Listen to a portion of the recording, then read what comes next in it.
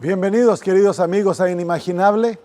Estamos felices nuevamente de juntarnos alrededor de las Sagradas Escrituras para aprender juntos principios que están desarrollando nuestra vida y haciéndola que sea una vida hermosa, una vida que vale la pena realmente vivir. Te invito a que inclines tu rostro conmigo para invitar a que Dios nos hable a través de su palabra. Oremos. Querido Señor, en esta tarde cuando estamos nuevamente juntándonos a estudiar tu palabra, te invitamos, Señor, a que tú seas el que guía nuestra mente, nuestro corazón. Dejamos nuestro ser en tus manos y pedimos, Señor, que tu Espíritu Santo nos tome de la mano como niños y que Él, Señor, nos entrene, que Él nos haga crecer, que Él abra nuestra mente y corazón para recibir la verdad que proviene del cielo. Bendícenos, Señor, mientras estudiamos. Lo pedimos por Jesús. Amén. Hace algunos años atrás, un pastor amigo mío nos contaba una historia que él aprendió en el país de Ruanda. Él tuvo el privilegio de visitar aquel país algunos años después que ocurrió el gran genocidio. Y se encontró con algunos de los líderes de nuestra iglesia allá. Y mientras hablaba con ellos, él llegó a la conclusión de que todos ellos habían perdido seres amados en el genocidio. Hablando con el presidente de la iglesia allá, él le dijo que él había perdido casi toda su familia. Cuando andaba con el chofer que lo llevaba a visitar distintas iglesias, el chofer era el único que había quedado de todos sus familiares. Y un día le dijeron que querían llevarlo a conocer a una persona que ellos estaban seguros que le impactaría hablar con ella. Esta señora había sufrido durante la época del genocidio terriblemente. Ella le contó al pastor de que durante el genocidio, cuando los tutsis venían a atacar su villa, ella y su esposo, que era pastor, y sus hijos, se fueron y se escondieron en el sótano de una iglesia. Y muchos de los habitantes de aquella villa hicieron lo mismo. Pero el haberse escondido no sirvió. Llegaron los rebeldes y buscaron a la gente y la encontraron y con machetes comenzaron a asesinarlos. Mataron al esposo, cortaron a pedazos a sus hijos y a ella le abrieron la cabeza de un machetazo y le dejaron un brazo colgando casi totalmente desligado de su cuerpo. Ella quedó muriendo en el sótano de aquella iglesia hasta que horas más tarde, una vez que los rebeldes se habían ido, los sobrevivientes del pueblo comenzaron a buscar a otras personas que pudieran haber sobrevivido. Eventualmente encontraron el sótano de la iglesia y llamaron si alguien estaba vivo y ella, con lo poquito que le quedaba de vida, pudo pedir auxilio. Era la única que había sobrevivido en aquel sótano. La llevaron al hospital y le tomó 3 meses recuperarse de las heridas que le habían sido infligidas. Ella pasó momentos muy duros después de aquello. Se encontraba viuda, había perdido a sus hijos y dentro de ella comenzó a luchar el deseo de venganza contra aquellos que le habían hecho esto a su vida. Pero en el otro lado de su vida, el Espíritu Santo llamaba a su corazón y la invitaba a perdonar. Un día ella se sometió a Jesús y le entregó todo su dolor y decidió, en vez de vengarse y llevar amargura en su alma, ella escogió perdonar y amar a aquellos que le habían hecho mal. Para esta época ya el genocidio había terminado, se estaba llevando a justicia a aquellos que habían perpetrado tal crueldades. Y ella comenzó a visitar la cárcel local donde habían muchos de los jóvenes que habían participado en el genocidio. Ella comenzó a llevarles comida, comenzó a llevarles frazadas si necesitaban ropa. Y así pronto todos la comenzaron a llamar tía. Ella también comenzó a tener la oportunidad de estudiar las Sagradas Escrituras con alguno de aquellos jóvenes. Y un día, mientras ella servía a uno de esos jóvenes, el muchacho se postró a sus pies y le dijo: tía, quiero que me perdones. Y el muchacho comenzó a llorar amargamente a los pies de la mujer. Ella le dijo: ¿pero qué tengo que perdonarte? Y el muchacho la miró y le dijo: yo fui el que maté a tu esposo y a tus 2 hijos. Dentro de ella hubo una lucha por un poquito de tiempo, pero sin pensarlo se tiró y lo abrazó y le dijo: muchacho, no te amargues, yo te perdono. Mientras le contaba la historia al pastor, luego le dijo: yo quiero que usted conozca a mi hijo. Llamó a alguien que estaba en uno de los dormitorios y salió por la puerta, y era un muchacho alto, de color. Le dio la mano al pastor y ella le dijo: este es el muchacho que mató a mi esposo y a mis hijos.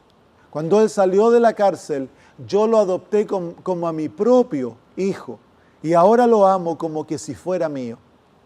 ¡Qué increíble! El amor que Cristo puede crear en el corazón de una persona por alguien que le había hecho tanto mal.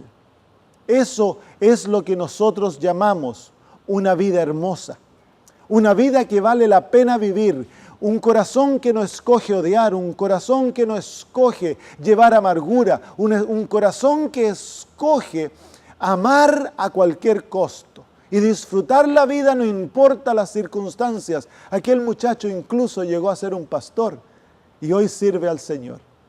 Gracias al amor de una mujer que se negó completamente a sí misma para amar al que no lo merecía.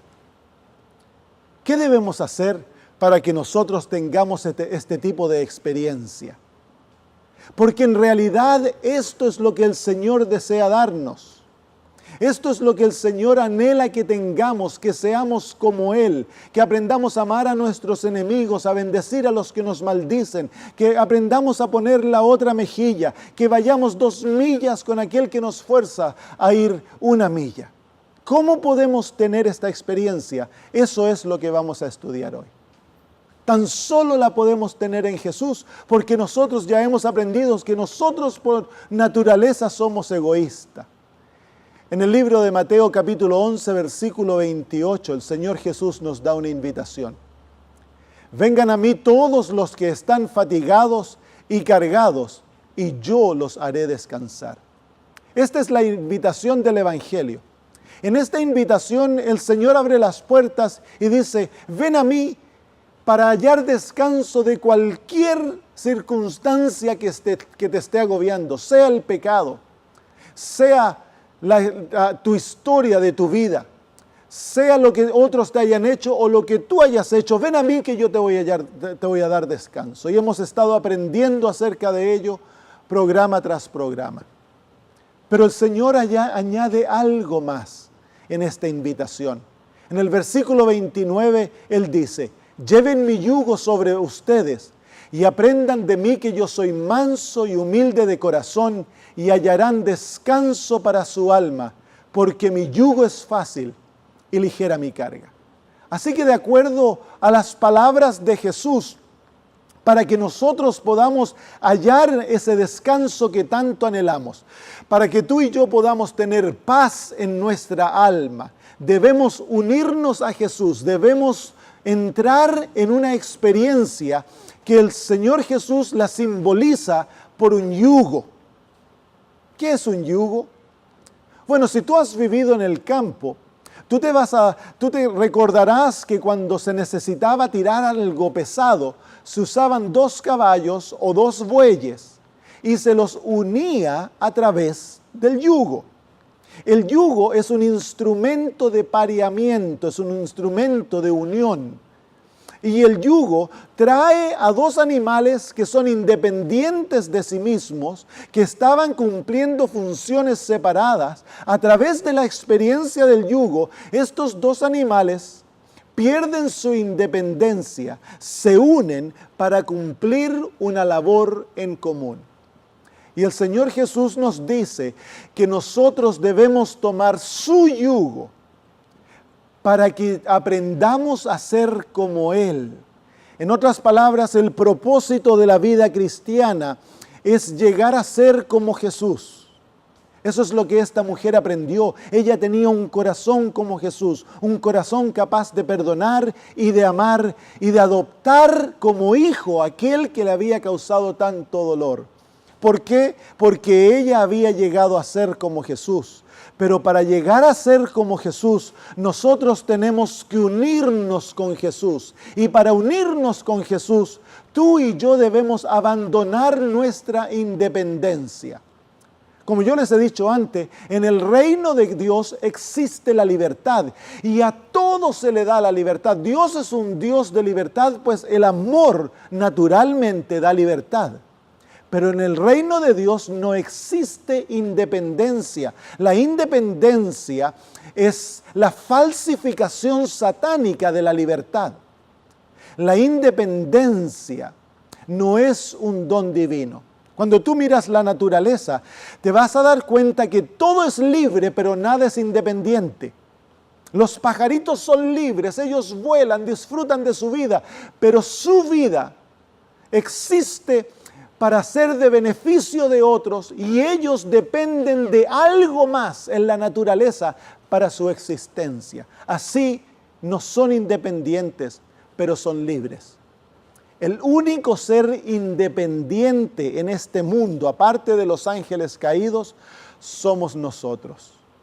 Cuando Adán y Eva cayeron en el pecado y el pecado tomó control de la naturaleza de ellos y nos pasaron aquella naturaleza a nosotros, en aquella naturaleza se engravó el principio de la independencia. Los seres humanos somos tan independientes que hemos llegado al punto de creer que podemos existir sin Dios y hemos desarrollado, inventado una teoría, la teoría de la evolución, que dice que no hay Dios, que Dios no existe. Es la necedad más grande, pero sin embargo la creen. La gran mayoría de los seres humanos creen de que ellos llegaron a este mundo por la casualidad. No hay Dios. Eso no es realidad, pero porque tenemos un espíritu independiente, creemos que nosotros podemos existir sin Dios, pero no es así. Entonces el Señor Jesús dice, yo deseo darte descanso, yo deseo darte paz a tu alma, pero para que eso ocurra, tú te tienes que unir conmigo. Y para unirte conmigo, lo primero que tienes que dejar a mis pies es tu independencia. Yo te voy a dar mucha libertad, pero tú no puedes ser independiente de mí. Tienes que escoger unirte a mí para que yo ahora haga mi voluntad en tu vida, para poder transformar tu vida y hacerla hermosa. Entonces vamos a estudiar cómo es que nos volvemos uno, cómo entramos en esta experiencia del yugo o de llegar a ser uno con Cristo, sometiendo nuestra independencia a Él. En Mateo capítulo 16, versículo 24, el Señor presenta esta misma experiencia desde otra perspectiva. Él dice, entonces Jesús dijo a sus discípulos, si alguien quiere venir en pos de mí, niéguese a sí mismo, tome su cruz y sígame. Esta es la misma experiencia. El Señor Jesús está haciendo una invitación. Dice, si tú quieres venir conmigo, si tú quieres seguirme, si tú quieres llegar a ser uno conmigo, tienes que negarte a ti mismo y tomar tu cruz y seguirme. El negarse a nosotros mismos, y esta es una doble experiencia. Está ahí la negación del yo y la experiencia de la cruz. Si te das cuenta, en la experiencia del yugo se encuentran ambas situaciones. Debemos negarnos a nosotros mismos, abandonar nuestra independencia y luego ponernos bajo el yugo, en este caso, bajo la cruz. ¿Qué es la negación al yo y qué es la cruz? Veamos lo que la Biblia nos enseña. En el libro de Mateo capítulo 26 y versículo 34, se nos habla acerca de la experiencia de Pedro. Jesús le dijo a Pedro: de cierto te digo que esta noche antes que el gallo cante, me negarás 3 veces. Así que Jesús le dice a Pedro que él lo iba a negar a él. Cuando nosotros analizamos lo que Pedro hizo para negar a Jesús, o lo que él dijo, entonces nos damos cuenta qué significa negarnos a nosotros mismos. Pedro dijo lo siguiente, en Mateo 26, versículos 73 al 74, un poco después, acercándose los que por allí estaban, dijeron a Pedro: verdaderamente tú eres de ellos, porque aún tu manera de hablar te descubre. Entonces él comenzó a maldecir y a jurar: no conozco al hombre. ¿Qué dijo Pedro cuando él negó a Jesús? Yo no conozco al hombre, yo no he tenido nada que ver con ese hombre, nunca me he relacionado con ese hombre, yo no conozco al hombre. Esas fueron las palabras que Pedro usó cuando él negó a Jesús.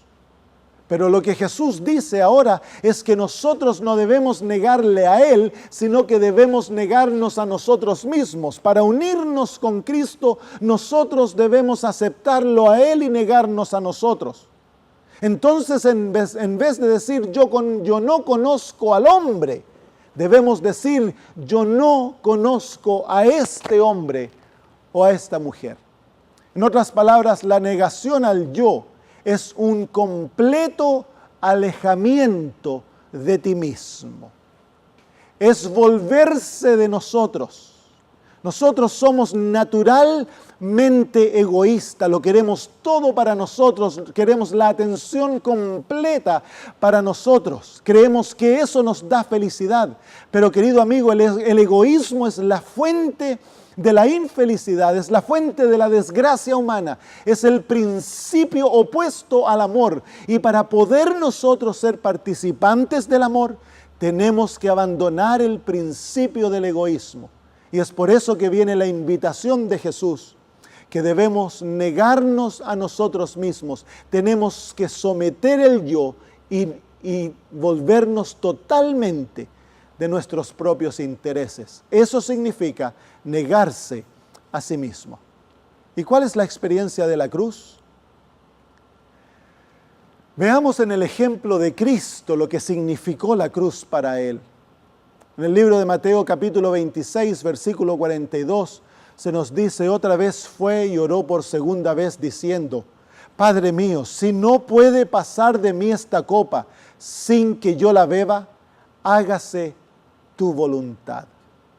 Cuando Cristo Jesús estaba en el jardín del Getsemaní y confrontaba la realidad de la cruz, Cristo Jesús tuvo que escoger entre hacer su voluntad o la voluntad de su Padre, sabiendo que si Él escogía la voluntad de su Padre, significaba pasar por la experiencia de la cruz. ¿Y qué fue la cruz para Jesús? En el libro de Hebreos, el apóstol Pablo nos da un resumen de la experiencia de Cristo cuando Él sufrió la cruz. Dice: puestos los ojos en Jesús, el autor y consumador de la fe, el cual por el gozo puesto delante de Él sufrió la cruz, menospreciando el oprobio, y se sentó a la diestra del trono de Dios. La palabra que resume la experiencia de la cruz es la palabra oprobio. Para Jesús, la cruz fue un oprobio, fue vergüenza. Pero cuando tú lees los evangelios y analizas lo que significó la cruz para Cristo, cuando Cristo tomó aquella cruz, cuando Cristo escogió la experiencia de la cruz porque era la voluntad de su Padre, Cristo Jesús aceptó el rechazo, el abuso, el sufrimiento, la persecución, las burlas, la vergüenza y la muerte y muchas otras cosas más que vinieron asociadas con la cruz. ¿Qué es la cruz? La cruz es un compromiso radical a la voluntad de Dios. es el someter nuestra propia voluntad para hacer lo que nuestro papito escoge para nosotros. La cruz significa de que yo hago un compromiso, un pacto con Cristo, que yo le sigo pase lo que pase, no importa lo que venga, no importa las vicisitudes, no importa el rechazo, no importa el dolor, no importa lo que pase. Yo estoy sometido a Jesús y lo voy a tomar todo como viniendo de su mano. Cuando Jesús tomó la experiencia de la cruz y escogió la voluntad de su Padre, Él entonces tomó todo lo que le ocurrió como que venía de su papito. Y la Biblia dice que Él se regocijó en hacer la voluntad de su Padre. Cristo Jesús encontraba la paz de su alma sabiendo de que a Él nada le podía ocurrir sin que fuese la voluntad de Dios. Y si le ocurría, entonces Él sabía que era para su bien y para el bien de los que lo rodeaban. Y es también nuestro privilegio el vivir tal vida con la plena confianza de que porque hemos sometido nuestro caso a Dios, entonces Él está a cargo de nuestra vida. Y cualquier cosa que nos ocurra viene por permiso del Padre. Y cuando ocurre es para nuestro bien. Es como que si Dios nos tiene cubiertos por el manto de justicia. Nada te puede tocar, nada te puede dañar, a no ser que sea por permiso del Padre. Y cuando ocurre, es como que Satanás te está tirando cientos de dardos por día para tratar de destruirte. Y el Padre dice, no, ese tampoco, no, ese no ayuda, este no sirve. Y te está defendiendo constantemente, pero cuando Él ve una experiencia que es para tu bien, el Señor abre el manto y aquella experiencia te toca y te daña y tú sientes el dolor, pero te debes recordar de que eso viene de las manos de tu papito y es tan solo para tu bien y para el bien de otros. He aquí la cruz, el someter nuestra voluntad a Dios y decir, Señor, yo ya no vivo, eres tú el que vives. Y estoy sometido a que tú hagas tu voluntad en mi vida, cueste lo que cueste, pase lo que pase, no importa lo que haya que caminar, en qué experiencia haya que caminar. Si tú lo escoges, yo viviré contigo. El apóstol Pablo escribe de su propia experiencia en Gálatas 2:20, cuando él nos dice, con Cristo estoy juntamente crucificado, y ya no vivo yo, mas vive Cristo en mí, y lo que ahora vivo en la carne, lo vivo en la fe del Hijo de Dios, el cual me amó y se entregó a sí mismo por mí. ¿Notas las palabras? El apóstol Pablo dice que él murió a sí mismo, él se juntó con Cristo en la cruz y ya no vive el yo. Él se ha negado a sí mismo y ha muerto a sí mismo para que Cristo sea el que vive. Esta es la experiencia cristiana. En esta experiencia tan solo existe la verdadera libertad, el verdadero gozo, la verdadera paz, porque tú sabes que es Dios el que está a cargo de tu vida. Y ahora es Cristo el que vive. Y vivimos por fe en Él, sabiendo de que Él desea lo mejor para ti. Él nunca va a escoger por ti algo que tú no escogerías si tú pudieras ver el fin desde el principio como Él lo ve. En el libro de 2 Corintios capítulo 5 y versículo 15, el apóstol Pablo expresa la experiencia que todos debiéramos tener cuando él dice, y Él por todos murió para que los que vivan ya no vivan para sí, sino para aquel que murió y resucitó por ellos. Entonces la vida cristiana no es una vida de vivir para complacerme a mí, para hacer mis deseos, mis gustos y llevar a cabo lo que a mí me complace. No, la vida cristiana es para vivir por Cristo y para complacerle a Él y hacer su voluntad. He ahí el poder de la iglesia primitiva. La iglesia en los días de los apóstoles era una iglesia poderosa porque ellos habían hecho un pacto con Dios en el cual Dios podía escoger por ellos y ellos estaban dispuestos a sufrir por Cristo, pasara lo que pasara, pues ya habían hecho un pacto a muerte con Jesús. En el libro de Juan capítulo 3, versículo 30, se nos presenta la mentalidad de Juan el Bautista. Dice así: es necesario que Él crezca y que yo disminuya. Sí, amigos, la vida cristiana debe tener como por objetivo nosotros desaparecer, pero Cristo aparecer en lo más glorioso en nosotros.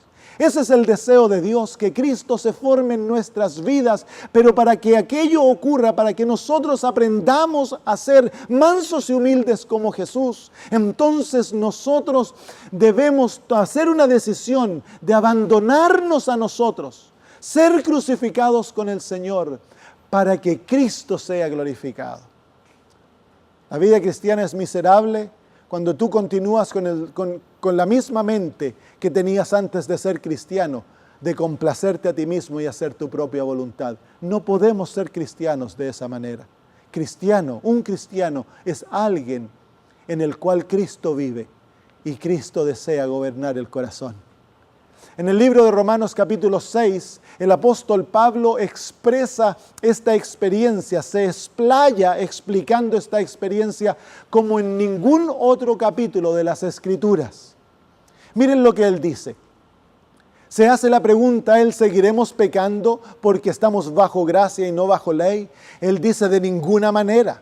Y ahora quiero que ustedes noten cuántas veces él dice que el cristiano muere y también cuál es la experiencia para unirnos a Jesús. Porque los que hemos muerto al pecado, ¿cómo viviremos aún en él? ¿O no sabéis que todos los que hemos sido bautizados en Cristo Jesús, hemos sido bautizados en su muerte? Porque somos sepultados juntamente con Él para muerte por el bautismo, a fin de que como Cristo resucitó de los muertos por la gloria del Padre, así también nosotros andemos en novedad de vida. Si fuimos plantados juntamente con Él en la semejanza de su muerte, así también lo seremos en la de su resurrección. El apóstol Pablo habla aquí acerca del bautismo y compara al bautismo con un entierro, el ser sepultados.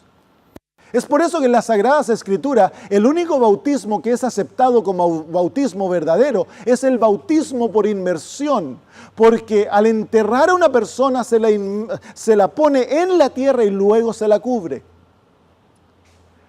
Así que de acuerdo a la palabra del apóstol Pablo, nosotros entramos a la vida cristiana a través de una experiencia de sepultura. Pero para ser sepultados, ¿qué debe ocurrir? En la vida física, la única condición que se pone para que alguien sea sepultado es que esa persona debe primero morir. Si alguien muere, el próximo paso es la sepultura. Pero ¿qué ocurriría si nosotros tenemos al señor González que murió y nosotros estamos aquí llevando a cabo su funeral? El señor González está aquí en su féretro y el féretro está abierto como se usa o cerrado. Y luego escuchamos al señor González: tengo calor, tráigame un poco de agua. Y todos nos quedamos un poquito asustados, y luego él pega una patada en la tapa del féretro y se abre y dice: uy, que tengo calor, por favor, tráigame un poquito de agua. Entonces yo les digo a los diáconos que están aquí alrededor, está la iglesia llena, yo les digo: por favor, vengan a cerrar el féretro, pues el hermano González se nos está poniendo un poquito desordenado. Entonces vienen los diáconos, ponen la tapa en el féretro, se sientan en ellos y la cierran con unas winchas. Y adentro escuchamos: por favor, no lo cierren, que hace mucho calor, yo no quiero estar aquí adentro. Entonces yo les digo: miren, vamos a terminar esto aquí, llevemos el féretro al cementerio. Y ahí nos apuramos, llegamos al cementerio, allá está el hoyo abierto, se lo hunde y se lo tapa con tierra. Déjenme hacerles una pregunta: ¿fue eso un funeral? No fue un funeral, eso fue un crimen. Eso fue un asesinato. ¿Por qué? Pero si seguimos todos los pasos normales de un funeral, ¿por qué lo vamos a llamar un asesinato? Simplemente porque la persona no había muerto. Antes de enterrar a la persona, tenemos que asegurarnos que la persona ha descansado. Es así en la vida cristiana. Antes que nosotros podamos ser enterrados en las aguas del bautismo, nosotros debemos haber experimentado una muerte con Cristo. Somos unidos con Él en muerte, somos crucificados con Él. Luego somos unidos con Él en sepultura, somos bautizados en Cristo en las aguas del bautismo. Y luego resucitamos con Él a una nueva vida. Esos son los pasos necesarios para tener seguridad que hemos nacido nuevamente.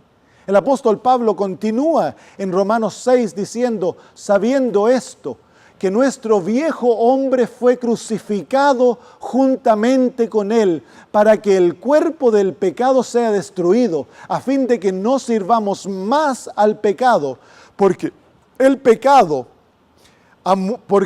que ha muerto ha sido justificado del pecado. Y si morimos con Cristo, creemos que también viviremos con Él. ¿Escucharon esas palabras? La condición para que nosotros en la vida cristiana tengamos la maravilla de Cristo viviendo en nosotros, seamos unidos a Jesús, es que primero debemos unirnos con Él en la cruz. Debemos entrar en un pacto de completa entrega a Cristo, abandonándonos a nosotros. Ese es el yugo. Y cuando abandonamos nuestra independencia para asirnos de Jesús, entonces hemos muerto con Él y ahora sí podemos ser sepultados con Él. Y luego tenemos la garantía de la vida de Cristo. Y el apóstol Pablo entonces dice, así también vosotros pensad que de cierto estáis muertos al pecado, mas vivos a Dios en Cristo Jesús, Señor nuestro.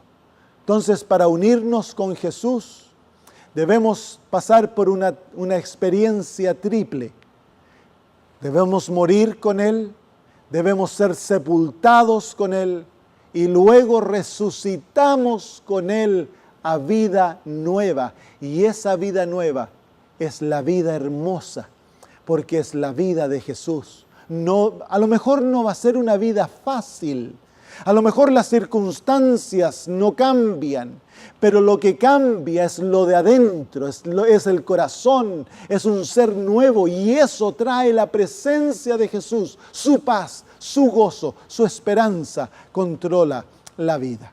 Entonces, amigos, si estamos unidos a Jesús, tenemos la garantía de su vida, la garantía de su vida. Qué maravillosa promesa por Dios.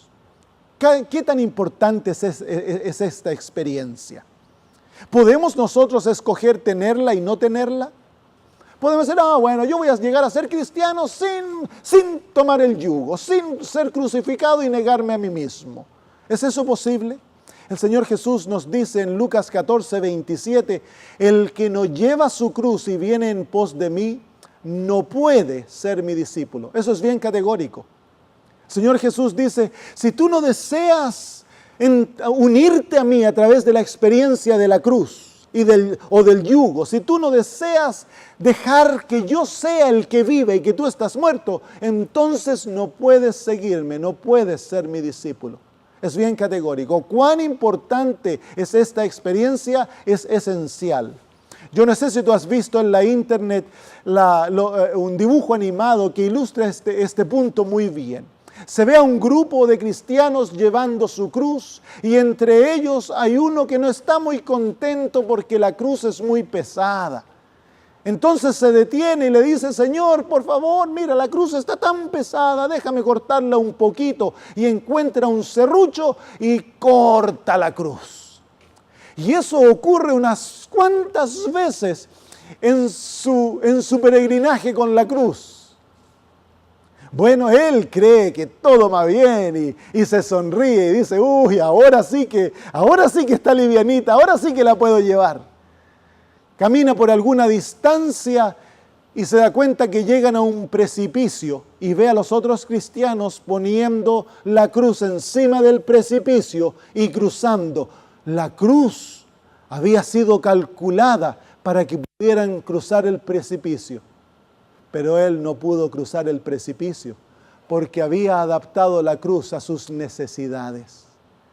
Querido amigo, que parece difícil el tener que abandonarnos a nosotros mismos para ser crucificado con Cristo.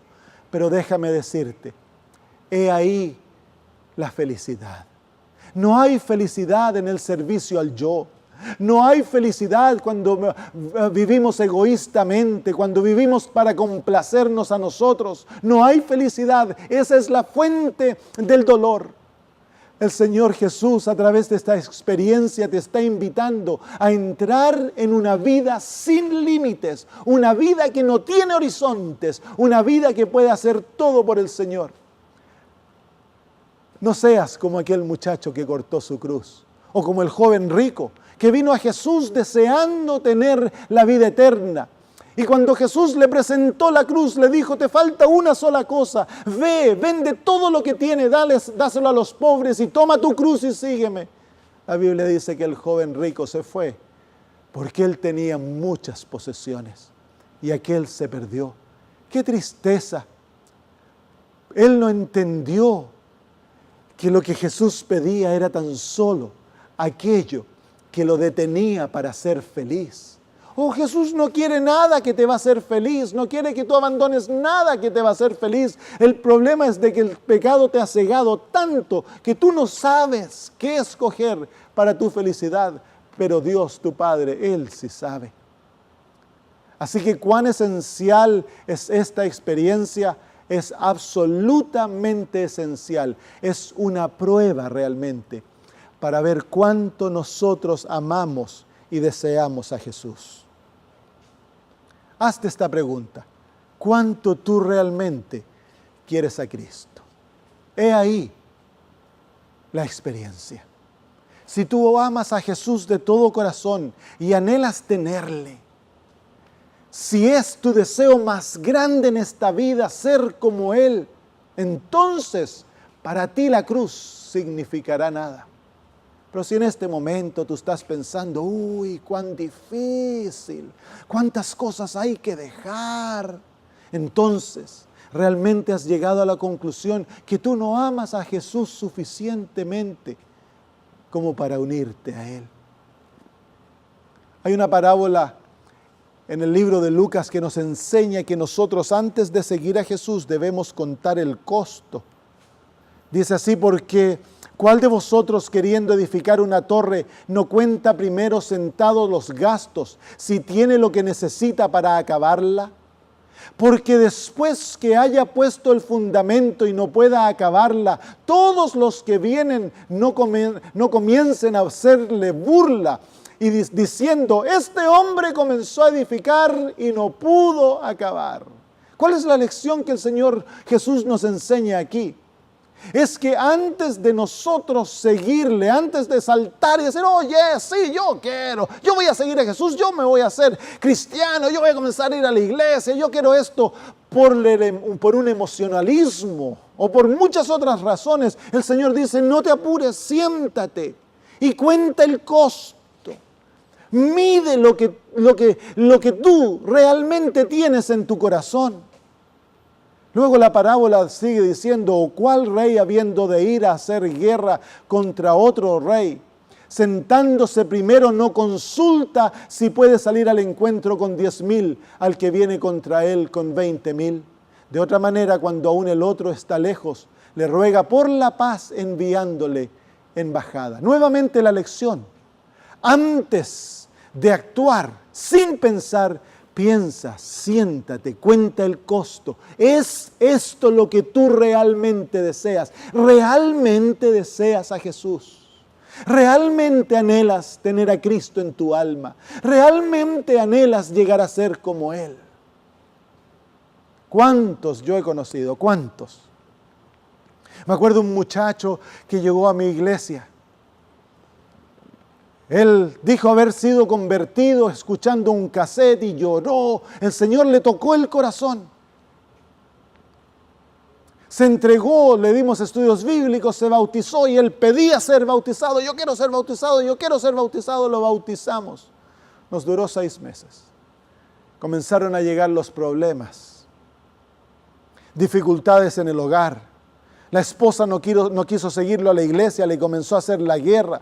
Tuvo problemas en el trabajo. Todo comenzó a ir mal y él se desanimó.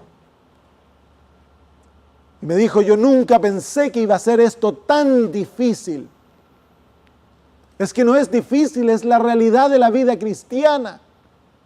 Es por eso que el Señor, antes que le sigamos, nos dice, quiero que tú veas lo que la vida cristiana puede que traiga. Va a traer vergüenza, va a traer abandono, va a traer dolor, va a traer vicisitud, vas a ser rechazado. Incluso puede venir la muerte, dice el Señor, yo no te escondo nada. Deseas seguirme a pesar de aquello. Y es ahí donde tú tienes que contar el costo, pero aquellos que no cuentan el costo, que van, que quieren ser cristianos porque cantó lindo el coro, porque el pastor los hizo llorar, eso no es el motivo para escoger ser cristiano. Tú tienes que escoger ser cristiano porque amas a Cristo de todo corazón. Si no quieres a Cristo, si Cristo no es tu deseo, entonces no escojas ser cristiano. Porque luego el Señor dice así, así pues cualquiera de vosotros que no renuncie a todo lo que posee, no puede ser mi discípulo. He aquí el renuncio. Antes de entrar a la vida cristiana, nosotros debemos renunciar a todo lo que somos y poseemos. Pero en esta decisión está la experiencia más liberante de la vida. No hay nada más lindo que vivir una vida sin tener sentido de posesión y sin tener sentido de protección propia. Cuando nosotros nos entregamos a Cristo y Jesús nos da su mente, su corazón y llegamos a vivir la vida para otros y para el honor de Dios, es la vida más maravillosa que pueda haber. Así que el Señor Jesús dice, todo por todo, yo te doy todo si tú me das todo. ¡Qué increíble! Y a nosotros nos parece que perdemos tanto. ¡Uy, pero cómo puede ser esto!, me dice la gente. No, pero ¿qué es lo que realmente le damos a Dios cuando le damos todo? ¿Te has preguntado alguna vez eso? ¿Qué es lo que realmente le damos a Dios? Lo encontramos en la experiencia del apóstol Pablo. El apóstol Pablo se convirtió yendo en el camino de Damasco. Él tenía en su sangre la persecución contra los cristianos. Él veía que estaban destruyendo el judaísmo. En el camino de Damasco se encontró con Jesús. Y su vida no fue nunca más igual. Y dice la Biblia en Filipenses 3, el apóstol Pablo nos cuenta cómo él se sentía de sí mismo antes de conocer a Jesús y cuál fue el impacto que la experiencia de encontrarse con Cristo tuvo en su vida. Dice así, aunque yo tengo también de qué confiar en la carne. Si alguno piensa que tiene de qué confiar en la carne, yo más, circuncidado al 8º día, del linaje de Israel, de la tribu de Benjamín, hebreo de hebreos, en cuanto a la ley fariseo, en cuanto a celo perseguidor de la iglesia, en cuanto a la justicia que se basa en la ley, irreprochable o perfecto. De acuerdo al apóstol Pablo, él se consideraba bueno, porque él tenía todo para ser un hijo de Abraham y se consideraba, por lo tanto, por su conducta irreprochable, por su celo, él se consideraba un hijo de Dios. Pero luego nos dice así, pero cuántas cosas eran para mí ganancia, las he estimado como pérdida por amor de Cristo. Y ciertamente aún estimo todas las cosas como pérdida por la excelencia del conocimiento de Cristo Jesús mi Señor. Por amor a Él lo he perdido todo y lo tengo por basura para ganar a Cristo. ¿Escuchaste aquellas palabras? Esta es la experiencia que el Señor nos quiere dar. El apóstol dice de cuando él se encontró con Cristo, cuando conoció a Jesús, todo lo que él consideraba como ganancia, todas sus obras, toda su imagen, todo él lo abandonó, se negó a sí mismo. Y luego lo perdió todo. Pero él dice, lo he perdido todo y lo cuento como basura. En otras partes, para el apóstol Pablo, todo lo que él era y todo lo que él poseía era basura si él lo comparaba con la excelencia de tener una relación con Jesús y de conocerlo personalmente y de llegar a ser como él. Entonces, cuando tú miras la experiencia del apóstol Pablo, realmente podemos decir que el apóstol Pablo llegó a amar a Cristo con toda su alma. ¿Por qué? Porque él estuvo dispuesto a abandonar todo lo que él era para tener a Jesús. Es que la realidad es que Jesús lo abandonó todo para tenernos a nosotros. Pero querido amigo, ¿qué es lo que nosotros abandonamos cuando lo abandonamos todo? Cuando le entregamos al Señor Jesús todo lo que somos y poseemos, ¿qué es lo que le estamos entregando? De acuerdo a las palabras del apóstol, es nada más que basura. ¿Basura? Sí, y la palabra en griego es mucho más fuerte. En español se ha traducido como basura. La palabra en griego quiere decir estiércol. ¿Estiércol? Y la palabra en griego es más dura que eso todavía. ¿Estiércol? Sí, imagínate, nosotros pasamos nuestra vida protegiendo nuestra imagen, nuestras opiniones, protegiendo nuestros deseos, protegiendo todo lo que somos, nuestras posesiones. Todo lo tenemos aquí en un montoncito, y pobre del que lo toque, pobre del que nos insulte, pobre del que no nos salude, pobre del que hable mal de nosotros, pobre del que nos robe. Pobre porque nosotros estamos dispuestos a morir por esto que consideramos oro. Pero en los ojos de Dios es estiércol. Has pasado la vida entera protegiendo estiércol. Y el Señor todo lo que te está diciendo es, dame tu estiércol y yo te doy todo lo que yo soy. Las riquezas del cielo están al alcance tuyo si tú me das tu estiércol. Qué increíble. Querido amigo, luego el apóstol termina esas palabras diciendo, y ser hallado en él, no teniendo mi propia justicia que se basa en la ley, sino la que se adquiere por la fe en Cristo, la justicia que procede de Dios y se basa en la fe. Entonces el apóstol Pablo realmente ha descubierto el secreto de vivir. El secreto de vivir es vivir para crecer en la imagen de Jesús. El llegar a ser como Él. Esa es una vida hermosa. Como la señora que estudiamos al principio, que estuvo dispuesto a amar a pesar de lo que le ocurrió. Esa es una vida hermosa. Dios tan solo puede darte esta vida hermosa. Y Él te está pidiendo que tú mueras, que tú reconozcas que tú no lo puedes hacer para que Él lo haga por ti y en ti. Ese es el deseo de Dios. Él no te está pidiendo algo que tú no puedes, Él te está pidiendo algo que tú no puedes dar. Pero Él te lo está pidiendo para que tú, te lo está ordenando que ocurra para que tú se lo pidas. ¿Te acuerdas de la ley que estudiamos? Todo lo que Dios demanda de ti, Él te lo da. Y ahora está pidiendo, demandando que tú mueras. Si tú te has dado cuenta que es muy difícil, que tú no puedes, no te alejes de Jesús. Simplemente dile, Señor, yo no puedo, pero tú puedes hacerlo en mí.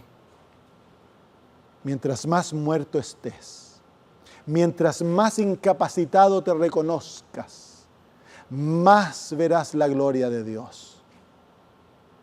Hace un tiempo atrás, yo escuché la historia de un padre y un hijo. El muchacho nació con una enfermedad que se llama espina bífida. Y nació realmente cuadrupléjico, incapacitado de nacimiento. Los doctores le dijeron a la mamá y a él, déjenlo en una institución porque este muchacho les va a volver la vida imposible. Pero el padre se negó y dijo que no él iba a hacer aquello, iba a vivir para su hijo. Se lo llevaron a la casa y el padre propuso que ese muchacho iba a vivir una vida lo más normal posible. Le brindó todo su amor.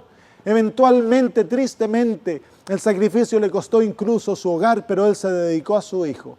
Y cuando el muchacho estaba en la enseñanza media, en el liceo, estaban haciendo una carrera, se iba a hacer para levantar fondos, recaudar fondos para un muchacho que había tenido un accidente en una carrera de atletismo y había quedado muy mal. Este muchachito no podía correr, que estaba en una silla de rueda, le dice al padre: padre, yo quiero correr por él. El papá era un militar, lo quedó mirando y se dio cuenta inmediatamente lo que significaba. Esto significaba que el muchacho no podía correr, pero el padre iba a tener que correr con el muchacho. Y ellos han llegado a ser famosos. Hoy en día ellos corren triatlones. Y quiero que veas el video. Cuando veas este video, quiero que tú pienses esto. El Padre es Dios. El Hijo eres tú. Y eso resume lo que yo te he estado enseñando. Miremoslo.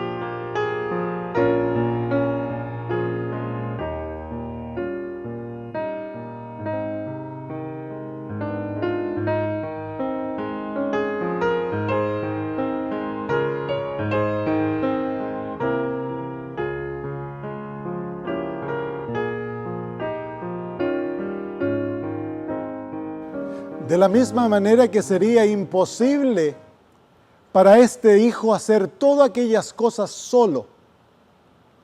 Es imposible para ti vivir la vida que Dios desea que viva.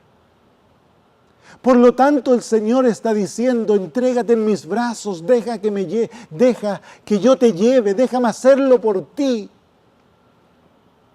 Pero nosotros, porque somos egoístas, independientes, creemos que nosotros tenemos que hacerlo todo por nosotros mismos, pero querido amigo, no es así.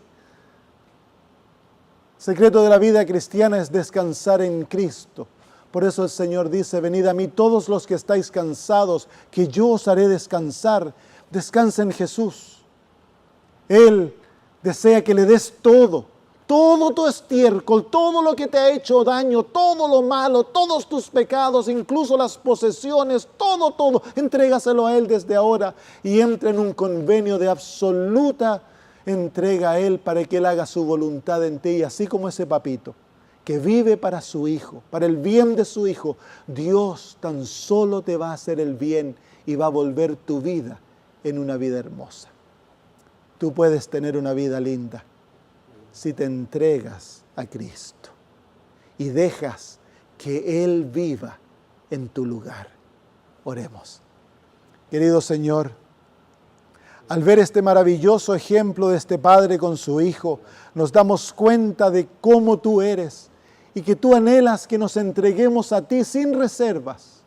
Entregarte todo lo que somos y tenemos para que tú puedas volver nuestra vida en una vida maravillosa. Querido Señor, yo pido que todos nuestros amigos escojan darte el permiso que tú necesitas de tener absoluto control de la vida de ellos. Te agradecemos por ello, Señor, porque yo sé de que en este mismo momento su vida será transformada y serán, Señor, guiados por ti, paso a paso, hasta que entren en aquella gloriosa patria que le prometiste, Señor, a todos aquellos que confían en ti. Gracias, Padre, en el nombre de Jesús. Amén.